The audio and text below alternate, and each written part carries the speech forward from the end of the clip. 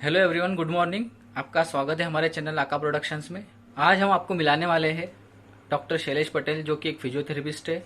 आज हम फिजियोथेरेपी से जुड़ी सारी जानकारी के बारे में डॉक्टर शैलेश पटेल से जानेंगे।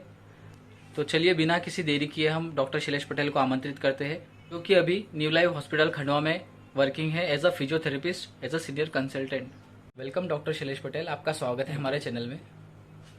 तो सबसे पहले हम जानना चाहेंगे कि फिजियोथेरेपी का महत्व क्या है, मतलब मीनिंग क्या है उसका। क्या आजकल जैसे लोगों को पता नहीं है फिजियोथेरेपी के बारे में, बहुत सारे लोग हिचकिचाते हैं, मतलब कुछ एक्सीडेंट कुछ हुआ उसके बाद मतलब दर्द सहन करते हैं, लेकिन फिजियोथेरेपी मतलब वो करवाना नहीं चाहते। तो कहीं ना कहीं उनको ये पता नहीं होता है कि फिजियोथेरेपी क्या है। तो रूरल एरियाज में मतलब इसके बारे में ज्यादा अवेयरनेस नहीं है। तो आप इस बारे में क्या कहना चाहेंगे कि क्या है फिजियोथेरेपी, आप बताएंगे, आप विस्तार पूर्वक बताइए।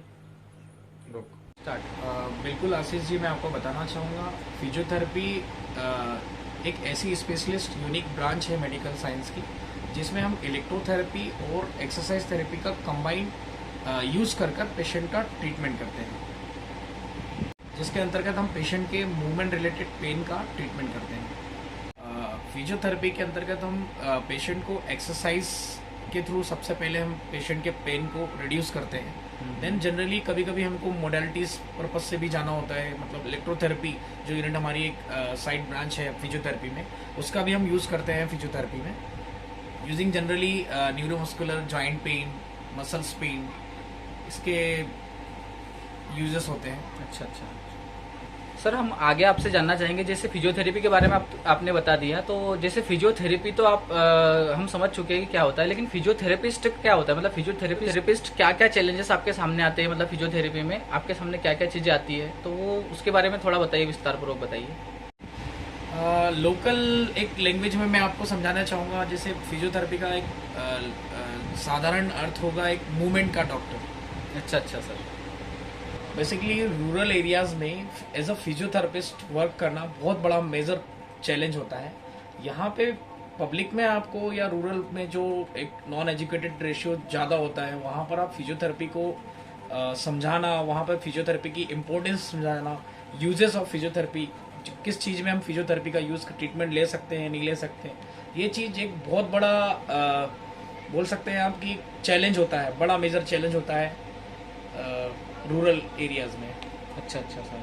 अभी रिसेंटली तो फिजियोथेरेपी का बहुत कुछ यहाँ पे अवेयरनेस आ चुका है पब्लिक में, पर आज से कुछ 5 से 10 साल पहले यहाँ फिजियोथेरेपी की अवेयरनेस बिल्कुल जीरो थी।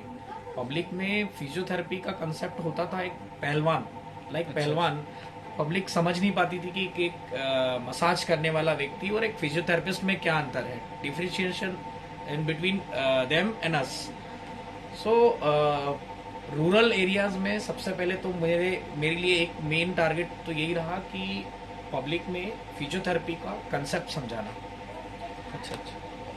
के लिए हमने सबसे पहले काम किया हमारी लोकल लैंग्वेज पर, पब्लिक को उनकी लोकल लैंग्वेज में समझाना कि एक मेडिकल टर्म्स और एक उनकी लोकल टर्म्स में कि भाई इस कंडीशन को हम किस तरीके से उनको समझा सकते हैं। लाइक अर्थराइटिस है, जोड़ों का दर्द, तो पेशेंट समझ नहीं पाता है कि इस एक घुटने के दर्द के लिए हम ये अलग से सिकाई कैसे कर सकते हैं, ये तो हम घर पे भी कर सकते हैं।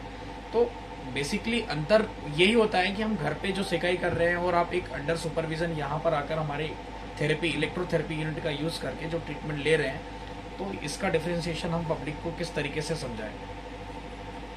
यहाँ पब्लिक में बेसिकली सबसे पहले हमको एक मोबिलिटी देना होती है, ताकि पेशेंट एबल टू वॉक और able to do daily living activities, functional activities, जो उसका डेली दिनचर्या का वर्कआउट है वो कम से कम वो कर पाए। रूरल एरियाज़ में मोस्टली सारे लोग पब्लिक मतलब जो नॉर्मल जनसाधारण होता है वो वर्किंग होता है। अच्छा, उनको अपने दिनचर्या का वर्क जो भी करना हो बिल्कुल करना है, वो चाहे पेन में हो जैसे भी हो। तो हमारा पहला एम होता है कि पेशेंट का पेन कम हो और वो अपने नॉर्मल डेली लिविंग एक्टिविटी अच्छे से कर पाए।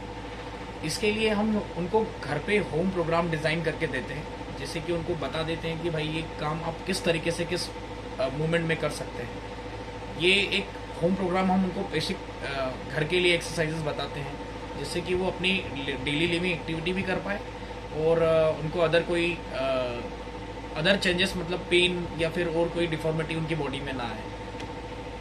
इसके लिए हम बेसिकली स्ट्रेचिंग और स्ट्रेंथनिंग एक्सरसाइज का यूज़ करते हैं, जिससे उनकी मांसपेशियों में थोड़ी सी ताकत और आ जाए, ताकि वे अपनी आइडियल एक्टिविटी अच्छे से परफॉर्म कर पाए।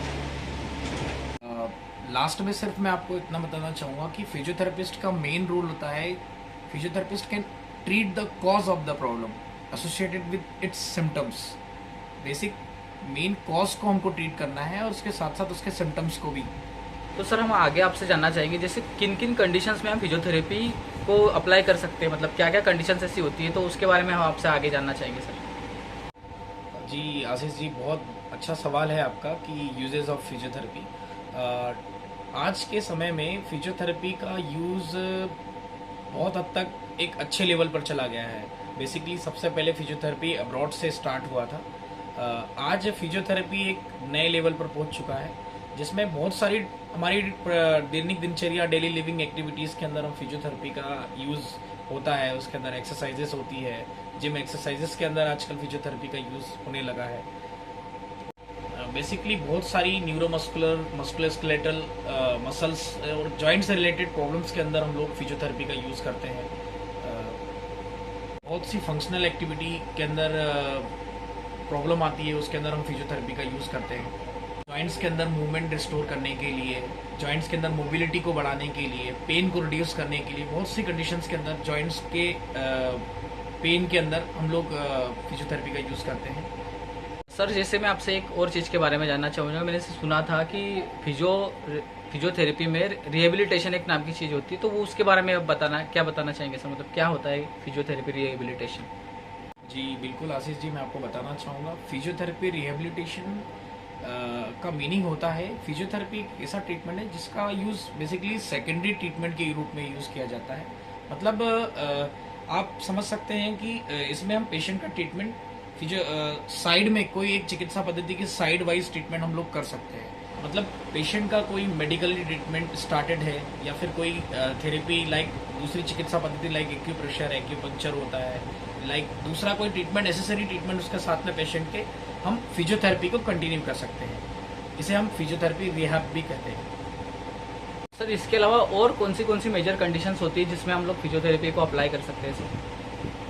जी बिल्कुल आशीष जी, मैं आपको बताना चाहूँगा बेसिकली फिजियोथेरेपी वैसे तो बहुत सारे फील्ड्स में मतलब इसका यूजेस है, but basic physiotherapy geriatric patients के अंदर जो ओल्ड एज पेशेंट होते हैं, उनकी मांसपेशियों में, जॉइंट्स में वीकनेस आ जाती है, जिस वजह से उनकी डेली लिविंग एक्टिविटीज़ में उनको पेन वगैरह, दैनिक दिनचर्या के अंदर कोई एक्टिविटी नहीं कर पाने में तकलीफ होती है, तो उसमें हम फिजियोथेरेपी का यूज़ करते हैं, जिसे हम जीरियाट्रिक फिजियोथेरेपी कहते हैं। लाइक बच्चों के अंदर डेवलपमेंटल डिसऑर्डर्स आपने सुना होगा, neurological deficits, CP, cerebral palsy, बच्चों का कंप्लीट रूप से पूर्ण विकास, हाथ पैरों का मूवमेंट्स नहीं हो पाना, उसके अंदर हम फिजियोथेरेपी का बेसिक यूज़ करते हैं। लाइक प्रेगनेंसी के अंदर भी हम लोग prenatal, postnatal exercises बताते हैं, जिससे कि मदर के अंदर प्रेगनेंसी के बाद में जो होने वाली डिफॉर्मिटीज, और बोल सकते हैं आपके अंदर back pain, like back pain होता है, बेली निकल आता है आगे की तरफ, एब्डोमेन, वेट ज़्यादा बढ़ जाता है, तो उसके अंदर हम बेसिक प्रेगनेंसी की आगे, प्रेगनेंसी के पहले और बाद की एक्सरसाइजेस बताते हैं।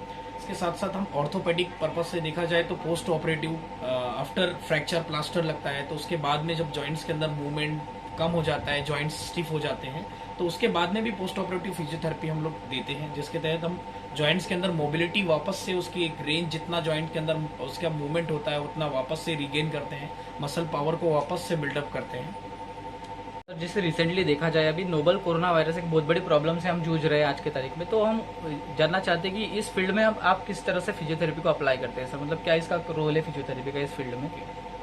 जी आशीष जी, बिल्कुल मैं आपको बताना चाहूँगा, अभी रिसेंटली फिजियोथेरेपी एक बहुत बड़े लेवल पर जा चुका है, जिसमें अभी जो एक बहुत बड़ा रीज़न, जैसे कि आपने बताया कि नोवल कोरोना वायरस, इसमें फिजियोथेरेपी हम लोग कैसे यूज़ करते हैं। बेसिकली कोविड सबसे ज़्यादा हमारे बॉडी के अंदर लंग्स को अफेक्ट करता है, हमारी रेस्पिरेटरी सिस्टम को डैमेज करता है, तो इसके लिए हमारे पास में बेसिकली फिजियोथेरेपी का बहुत अच्छा प्रोटोकॉल, रेस्पिरेटरी एक्सरसाइज प्रोटोकॉल होता है, जिसमें हम लोग breathing exercises, chest expansion exercises, huffing, coughing, chest physiotherapy, इन सारी चीज़ों का यूज़ करके हम ब्रीदिंग एक्सरसाइजेस, ये सारे प्रोटोकॉल यूज़ करके हम पेशेंट का पोस्ट कोविड फिजियो रिहैब एक प्रकार से आप बोल सकते हैं, वो हम करते हैं पेशेंट के अंदर, ताकि उसके अंदर जो एक SpO2 जो अपनी ऑक्सीजन लेवल जो हमारी बॉडी में पेशेंट का पोस्ट कोविड बहुत नीचे हो जाता है, पेशेंट वीक हो जाता है, तो उसमें हम फिजियोथेरेपी का यूज़ करते हैं।